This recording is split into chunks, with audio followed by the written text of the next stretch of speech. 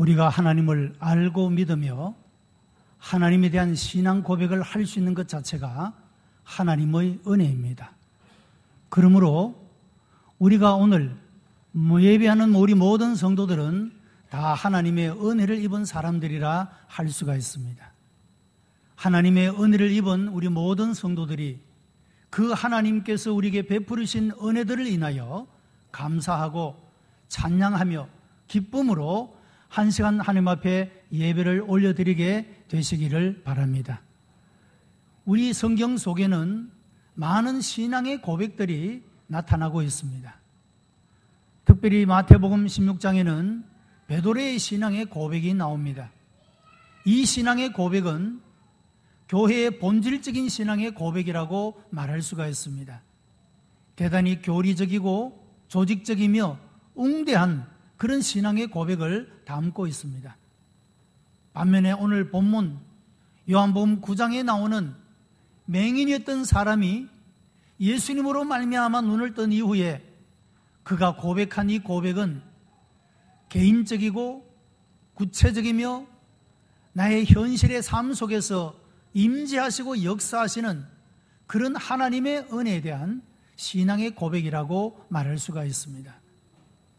우리들은 하나님이 어떤 분이시며 우리가 무엇을 믿어야 하며 어떤 신앙의 고백을 가져야 할지 교리적이고 조직적인 이런 신앙을 고백할 수 있어야 합니다.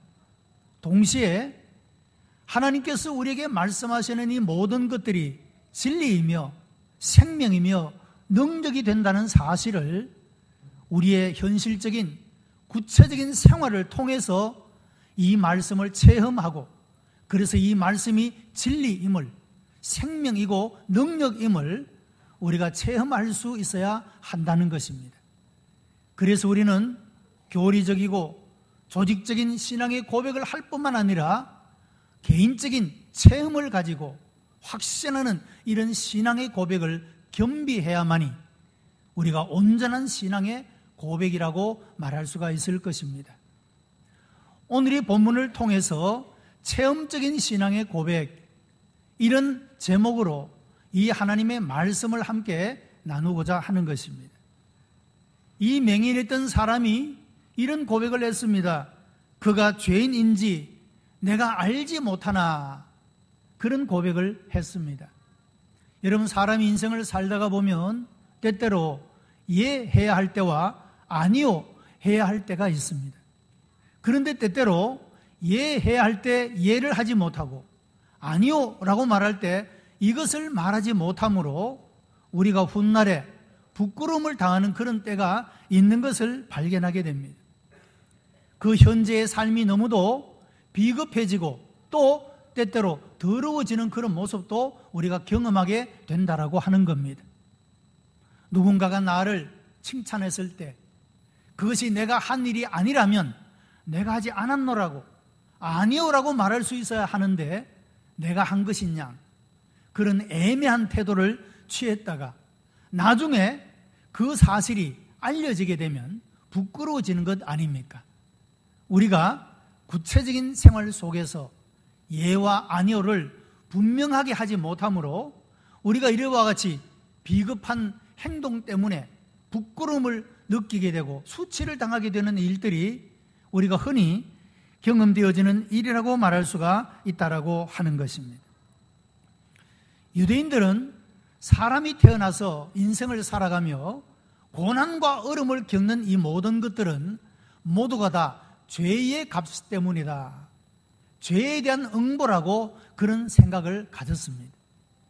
마치 불교인들이 어떤 어려움을 겪으면 전생의 업보 때문에 내가 이런 어려움을 당한다 말하는 것과 유사하다고 말할 수가 있겠습니다. 여러분, 이런 사람은 모든 인생을 운명에 맡겨 살아가는 그런 삶이라고 말할 수가 있습니다. 그러나 우리 기독교인들은, 하나님을 믿는 사람들은 운명에 내가 모든 것을 좌절하고 포기하며 살아가는 삶이 아니라 하나님의 섭리가 있음을 믿고 그 하나님의 섭리를 의지하고 신앙을 고백하며 살아가는 존재라고 하는 것입니다.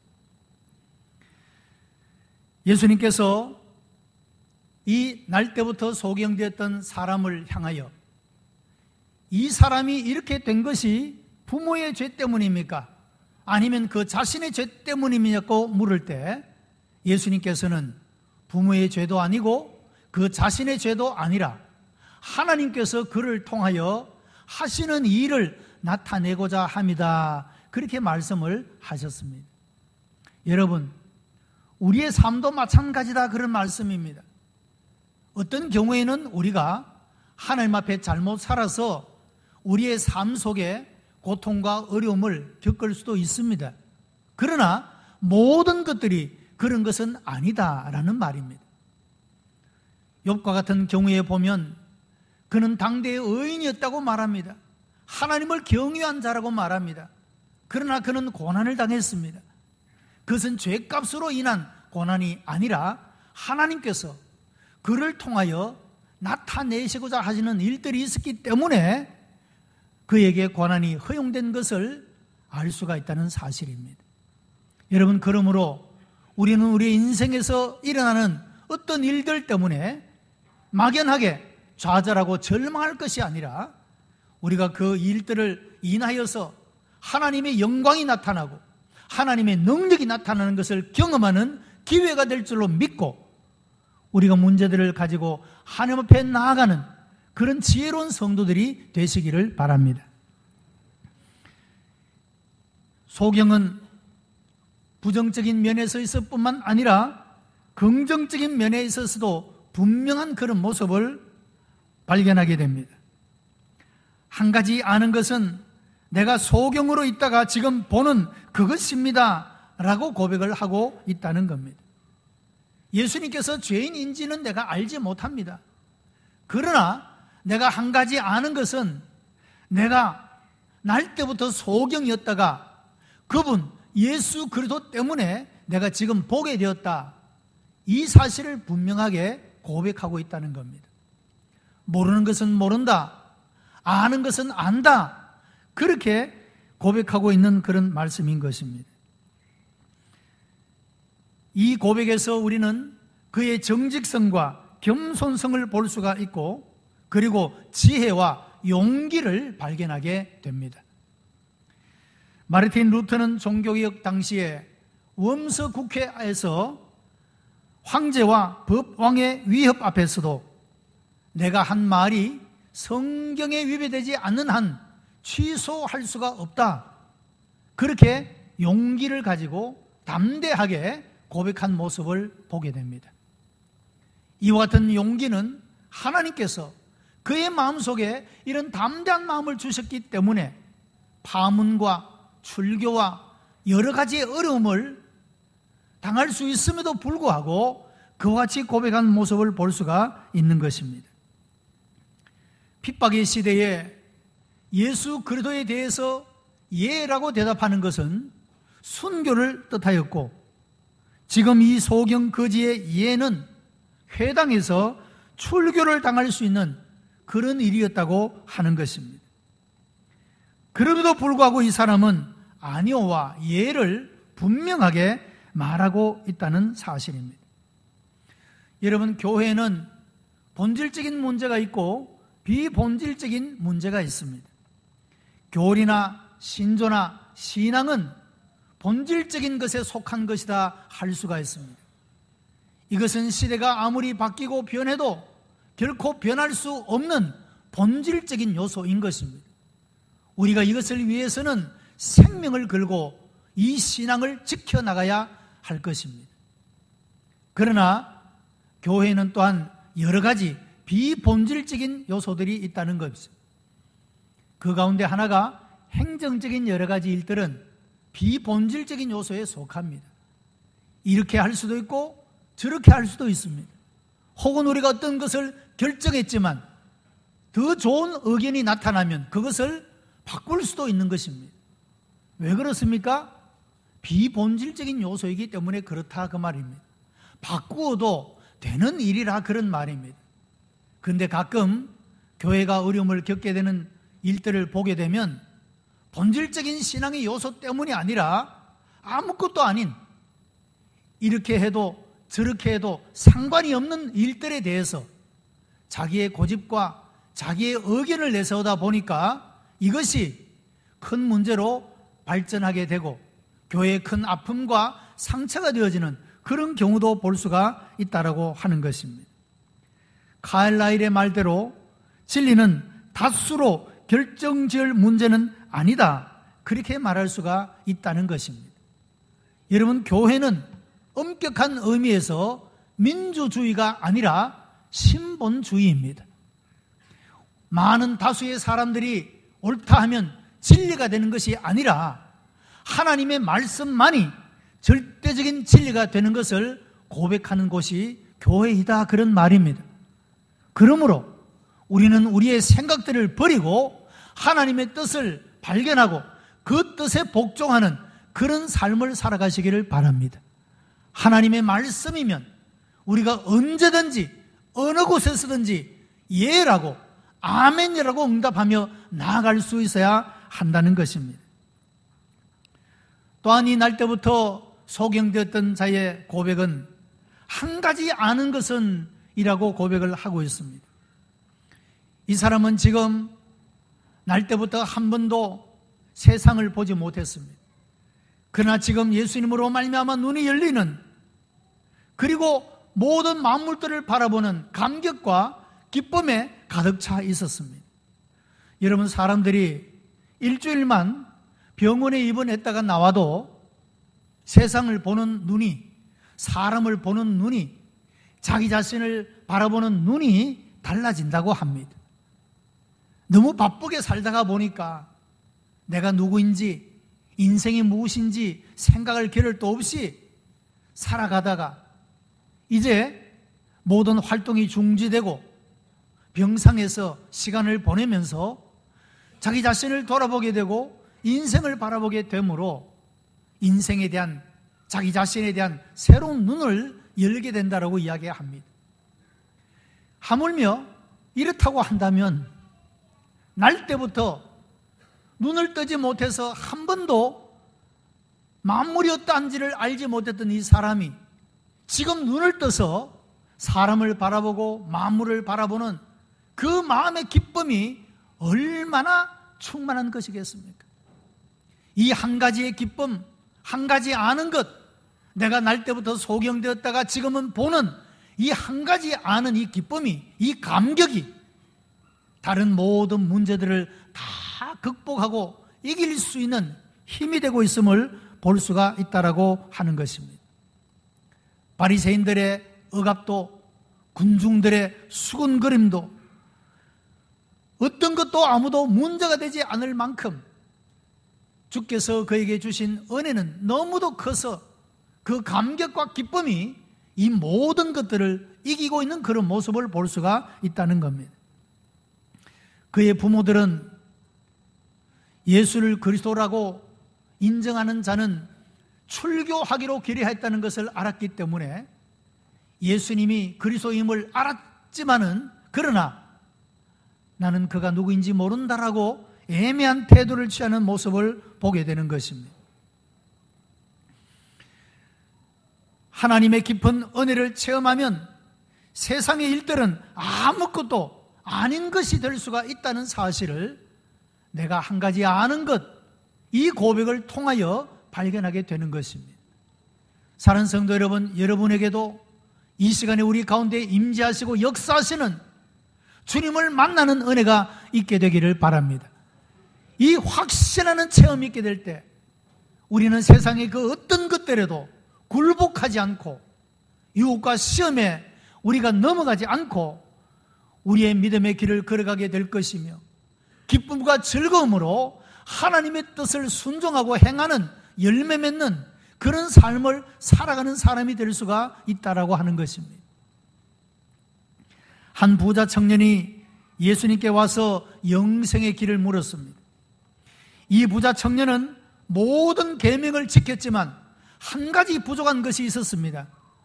예수님께서 내가 가진 모든 재산을 다 처분해서 가난한 사람들에게 나누어 주고 그리고 나를 쫓아라 했습니다. 이 청년은 재물이 많았으므로 재물을 가지고 있는 가치가 예수님을 따르는 가치보다 더 귀하다고 생각했기 때문에 그는 예수님을 따르는 것을 포기하고 여전히 옛날의 삶으로 돌아가 버린 그런 모습을 보게 됩니다. 여러분, 세상의 가치관이 우리가 신앙의 걸음을 걸어가는 데 있어서 얼마나 큰 장애 요소가 되고 있음을 보여주는 사건이라고 말할 수가 있을 것입니다. 이 사람은 이 한 가지를 확신할 수가 없었기 때문에 그는 주님을 따르지 못했고 구원을 얻지 못한 그런 사람이 되고 말았다, 그런 말입니다. 여러분, 한 가지 부족한 것은 사람마다 다 다르다고 할 수가 있습니다. 어떤 이에게는 재물이며 어떤 이에게는 정욕이며 어떤 이에게는 명예욕이 될 수가 있겠습니다. 여러분, 우리 모두가 한 가지 아는 것, 내가 다른 것은 알지 못해도 하나님이 나를 사랑하시고 나를 구원하시고 나를 하나님의 자녀로 삼으시고 하나님의 나라의 영생의 복락을 누리도록 나를 구원하신 것은 내가 안다. 여러분, 이런 분명한 신앙의 고백을 할 수 있는 여러분들이 되시기를 바랍니다. 우리가 이런 구원에 대한 확신, 하나님의 사랑에 대한 확신을 가지고 있을 수 있다고 한다면 우리가 이 세상에서 어떤 역경을 만나고 어려움을 만나더라도 이 한 가지의 확신이 그 모든 것들을 감당할 수 있게 할 줄로 믿습니다.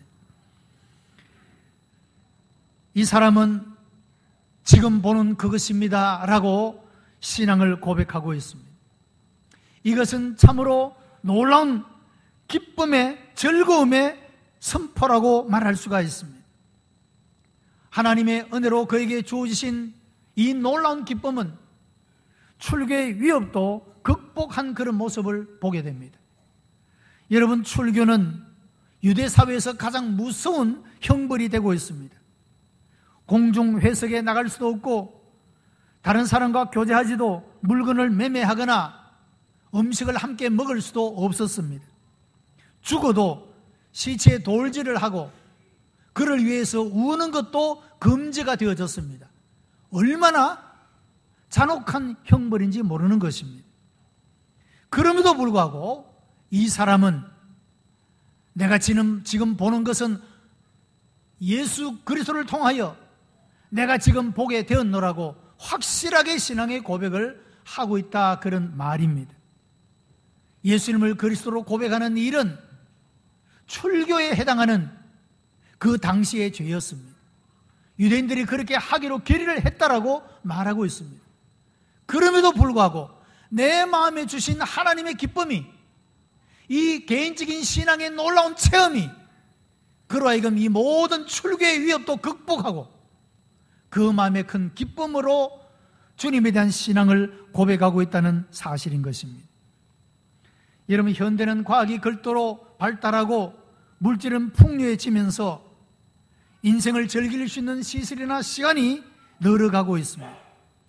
그러나 결국에 얻는 것은 고독과 실망과 초조함과 두려움이라고 말할 수가 있습니다. 여러분, 요즘에 핵무기가 얼마나 무섭습니까? 옛날에는 그런 위협을, 그런 두려움을 느끼지 않아도 되었습니다. 그러나 지금은 멀리 있다고 안심할 수 있는 문제가 아닙니다. 먼 거리에서 그 폭탄이 날아와서 우리를 죽일 수가 있는 시대를 살고 있다는 것입니다.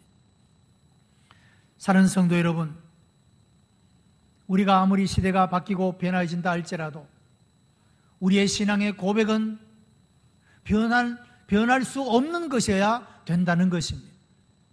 우리가 하나님을 알고 믿는 신앙을 고백하는 이 믿음이 변치 않게 되기를 바랍니다. 그리고 하나님께서 우리에게 말씀하신 이 모든 말씀이 진리의 말씀이요 생명의 말씀인 것을, 구원하는 말씀이고 능력의 말씀인 것을 여러분들이 다 개인적으로 다 체험할 수 있게 되기를 바랍니다. 이런 한 가지의 신앙의 체험은 100가지의 모든 인생의 염려와 두려움을 극복하는 능력이 될 수가 있기 때문인 것입니다. 우리 모두가 체험적인 신앙의 고백을 가지고 세상의 모든 것들을 감당하며 이기는 그런 우리 성도들이 되시기를 주님의 이름으로 축복합니다. 기도하십시오. 은혜가 풍성한 하나님, 감사와 찬송과 영광을 하나님 앞에 올려드립니다. 우리를 사랑하여 주심을 감사합니다. 아버지 하나님, 우리 가운데 임재하시고 역사하여 주시어 우리가 확신하는 믿음을 가질 수 있게 하여 주옵시고, 이 믿음으로 세상을 이기고 유혹을 이기고 모든 것들을 극복하는 능력 있는 그리스도인들이 되게 하여 주시옵소서. 예수 그리스도의 이름으로 기도드리옵나이다. 아멘.